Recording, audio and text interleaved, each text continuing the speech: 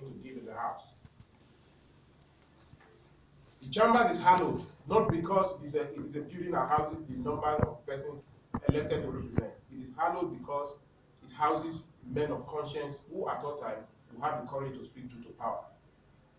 And as men of conscience, we came together and told ourselves that whereas our brothers all over and sisters all over the Federal Republic of Nigeria elected on the same platform of the All Progressive Congress and indeed other political parties to represent their people in various houses of assembly had gone to work, we were still here lying and sleeping.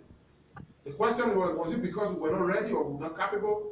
Far from it. We were ready and capable and we were worried that the man who ought to have done what he ought to do failed to do that. That was the meaning and reason for yesterday's Congress. Just to tell you the origin. As members of the Fourth Estate of the Realm, it is your responsibility to interrogate the system. And I'm sure you are so worried. You are so worried. Because the bane of democracy rests solely on the legislative arm. The difference between the legislative arm, the difference between democracy and the military rule is the presence or absence of the legislative arm.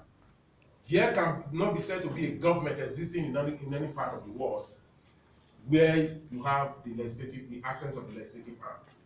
Because the sole reason, the responsibility of the legislative arm is to make laws for the good governance of a country. What is uppermost in building a country is the presence of the law. And if those who are supposed to make the law are not there, then there is a problem.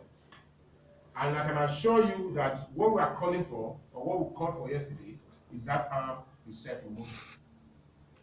Only that was done at about 3:30. We rounded up that exercise yesterday.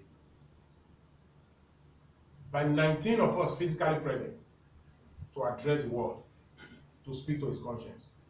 But what is no longer history today is that at about 5:30, we got a call from the clerk of the House of the Edo State of Assembly, who told us, or who informed us, if you like, that a call had been placed to him by some persons in government house.